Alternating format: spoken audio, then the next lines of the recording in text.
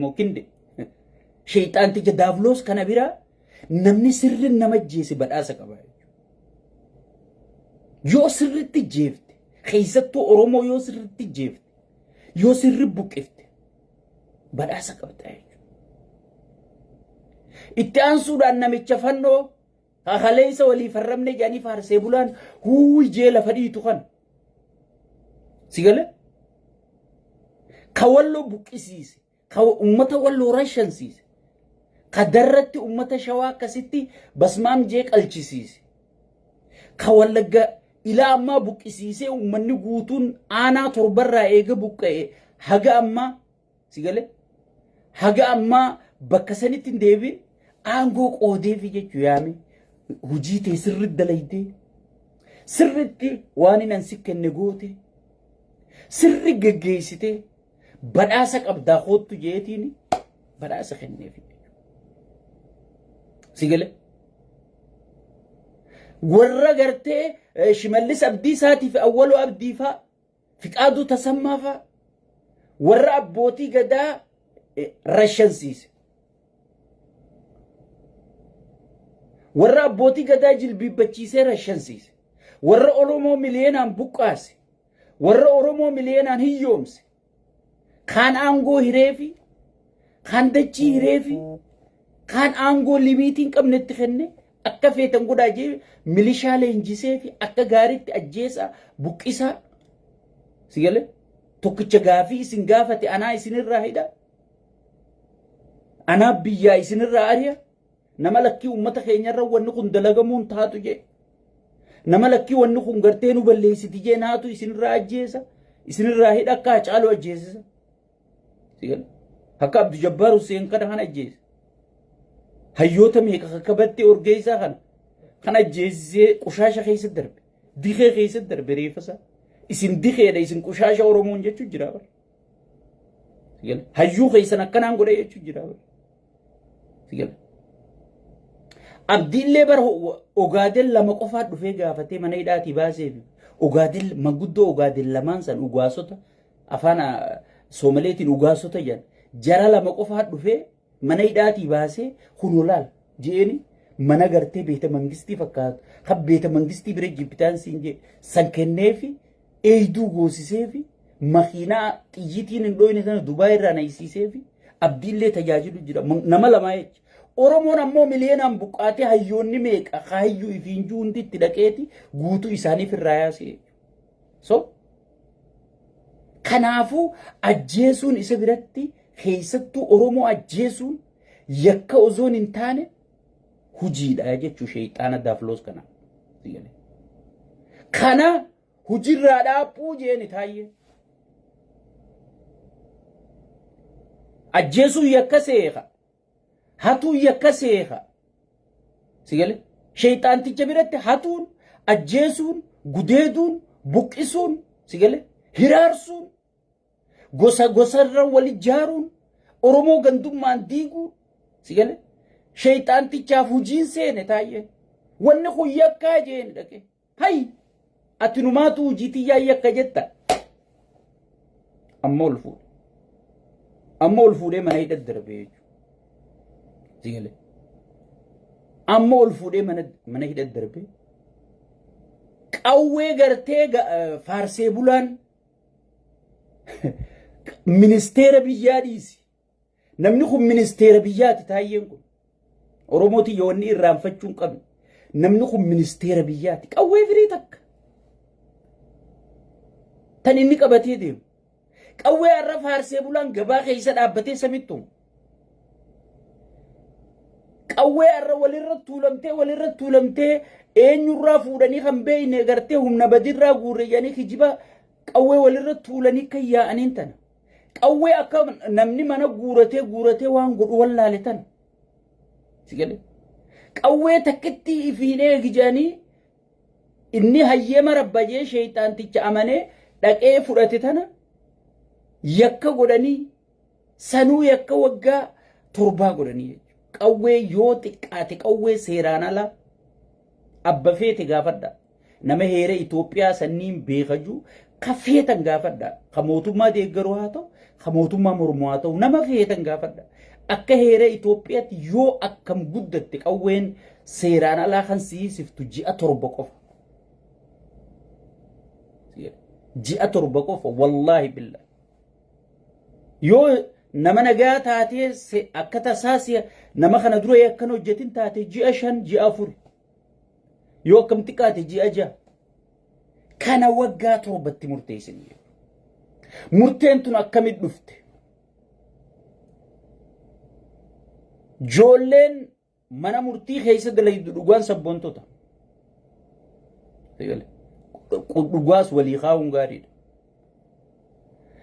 Haga amata 20-30 itti murteessaa badii lamaan joolleen irraa kuffifte sanillee itti murteessaa jennaan aboo kun manuma murtii kanaa tuffachiisa. Nurraa qaaniidha. Kana waatti murteessinuu janiitti mana je'anii badii san kuffifnaa manatti galgalatti aanu dhaqanii qawweetti qabanii. Lubbuu teessan dhabu yakka tokkicha hafe san irratti murteessisiisuu janii. Dirqamtee murteessitee jechuudha. Waan gootu wallaaltee. Inni waggaa 11 kanaa waggaa 11 irra murteessaa jee ajaja dabarsee beeku. Joollee qaanfatee ijaab namnummaan alaanu dhaga'u maalluun je'anii inni nuus laa'u ji'a 7 uneegu mee waggaa 7 afaaniin haa jennu je'anii si'ele itti murteessanii jechuudha. Siitu itti murteessi malee rabbi itti murteessi. Siitu itti murteessi malee dhugaan Oromoo, dhugaan saba kanaa, dhugaan Itoophiyaa taa'ee wajji jirti jechuudha. Yaa cubbama. Yaa cubbamticha dhugaan gartee taa'ee wajji jirti jechuudha. Taa'een ciiseessi moohee jechuudha. Kijibaa falti. Ciiseessi moohee akkamitti moohee raggumaaniin si fidan. Si faarsee bulaa gartee maraataa fi maraattuu hunda biyya alaatii baay'ataan bitee. Riphee ololaa kana hundaan bitaa kan hin beeynellee akka tasaa ganda keessatti hafe bitaa jee riphee ololaan hundi hanga artistiin baatu bitee biyya sii galchee sii ololchiisaa jiru. OBN irraa Faanaa Biroodkaastii Itoophiyaa TV Maarree kana hundaan osoon baay'ata dila kana baaftee ololchiisaa jirtu taa'ee tokkichaaf deebisaa kennuu dadhabanii. Kijibdu. Taa'ee tokkicha. Barroo takkitti inni osoon Feesbuuka fuula Feesbuuka sarra barreessu. Kagartee inni waa takka fuula tokkichaa san malee yuutuubaa hin qabne. Nama sagalee jijjiiruuf hin qabne. Barroo takkitti san qofa dadhabdeeti hiitee jechuudha. Takkitti san qofa injifachuu dadhabdee hiitee jechuudha. Garuu itti milkooyta abadan. Taa'ee meeqaa alatti hafe. Taa'een haga ammaa foon isaatu achitti hidhaa jira malee yaadni isaa guutuun ala jira. Nama isin afaan gootan hunda jaaree kutee. Sabaa sablammii guutuu tokko taa'aa jee kuteeni jedhu. Itoo sheeyxaana bira gaa tokko taa'aa jechuun yakka. Amma kanaanii simatanii bara. Taa'een tokko taa'aa jee hoorni konverzeeshin irra jennaan ummanni goota keenya galatoomi si deeggarra si wajji jirra itti muddi je'eeni ummata bira fudhatama harkatee jedhanii kasasanii bara.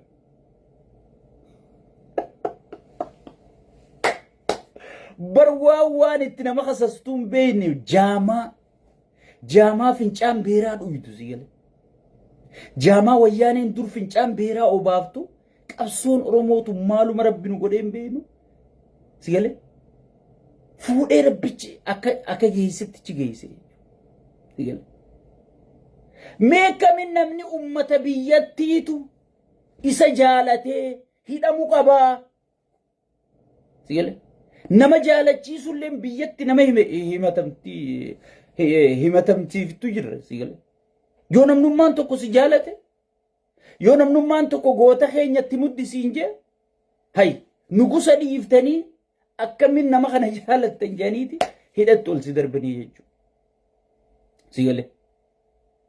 Taa'een hojii isaa xumureera.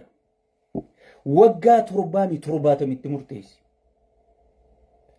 sigale wallahi arramiti qabsoon oromoo gaafni dhaamtu sila gaafa gartee hogganoota oromoo shinnigatti wali qabanii guutuu rashanaa gaafa Haile Sillaaseen dargiin Minilik oromoota cabse qabsoon oromoo silaa cabxe gaafas cabte arra kan miidiyaan jiru kan hayyoonni dilli kun ala jiru kan beeytonni dilli kun hiriiree akkanatti salfii dhaabbatu jiru kan waboon akkanatti gaara sulultaa keessaa buraayyuu keessaa laga xaafoo laga daadhii keessaa garmaamu jiru qabsoo oromootiiniif duuba deebisee jechuun harka kana dumuceessitee gurra kana dhiibuudha jechuudha uraa gurraa kanaan naqayettee sigale is over wanni kanaa booda wahuma if dura deemu malee wanni if duuba deebi'an jirtu tokkummaan keenya akka sibiilaa kana caalaa cimuu qabdi wal dhageeffachuun keenya akka sibiilaa kana caalaa cimuu qabdi hayyoonni keenya beeytonni keenya yeroon isin gabbaatanii kallattii ummataa keessa yeroon isin ammaa jechuudha yeroon isin kallattii kaa'uu qabdan yeroon isin ammaa jechuudha yeroo sirni kun shiifatee gartee haga humna qabu hunda ummatarra fayyadamu jiru milishaatti ijaaree poolisiitti ijaaree maalitti ijaaree sigale yeroo gartee sirni kun ummata oromoo cunqursu jiru kanatti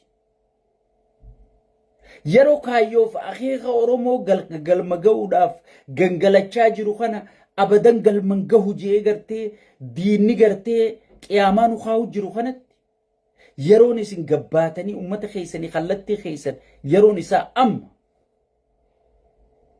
kai lafaa tokkummaa keeti arra gartee wanni shayxaanni kun tuffate ummata taayyeen bakka bu'eessani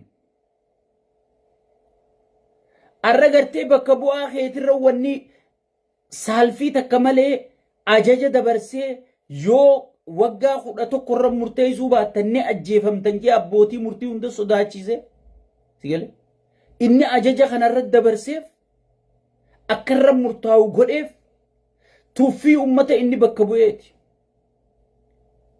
oromoon Hacaaluu Hundeessaa du'e iyyitanii ustan Battee Urgeessaa du'e iyyitanii ustan Abdu Jabbaarii du'e iyyitanii ustan osoo jaawar rabbumaa baase malee gaafas ajjeessaniis wallahi iyyitaniitu ustanii gatiin isin qabdan hin jirtu jeeti gartee qaallichi kun akkatti isin tuffate arra hayyoonni keessan gartee saalfii takka malee faarsee bulaan finfinnee handhuura oromiyaa taa'ee qabsaa'ota keessan warra gartee jijjiirama kana fidee goy opidiyumaa gabrummaa wayyaanee jalaa baase kana ichi ciisee gibira isin kafaltaniif nyaacha gibira isin kafaltaniif faarsee bulaa nyaachisa sigale hayyoota oromoo arrabsiisisaa jira jechuudha mindaan bar faarsee bulaa ba'u bar gibira ati kafaltu bar mindaan gartee raayyaa ittisaa khasirashan kana ba'u gibira ati kafaltu raayibar beeyta akkasi abbaan aangoo sii bar ummataa bar sigale arra gartee poolisoota ati gibira keetiin kafaltu qabsiiseeti bakka bu'aa keetti taphachiisu jira jechuudha bakka bu'aa keetti taphachiisu jira jechuudha taayyeen bakka bu'aa ummataati jechuudha ummata tuffate malee taayyeen gartee hujiisaa wanni inni dubbate dalagaasaati jechuudha ummataatu gartee rakkoo teenya nuu dubbadhu dhumaatii teenya nuu dubbadhu nagaa dhabame nuu iyyi gartee je'ee ummataa bakka buufate bakka bu'aa caffee oromiyaati jechuudha sigale kana dubbachuun hujiisaati san gubbarraan ministeera nageenyaati jechuudha nageenya lallabuun hujiisaati jechuudha sigale nageenya lallabuun hujiisaati jechuudha akkamin nagaa lallabdaa jeeti warra nagaa lallabu hidhee sigale warra gartee nagaan beeyne oromoo miliyeenaan buqqaasuu ture akka abdii illee faa badhaasu jira jechuudha sigale tanaafi gartee qeeroo hayluu gonfaa dhiyoo tana deemuus obboleeyyan lameen idduuf nageenyi haa bu'u. Obboleeyyan lamee wal ajjeesuun haa dhaabbatu. Haa yabadaboo.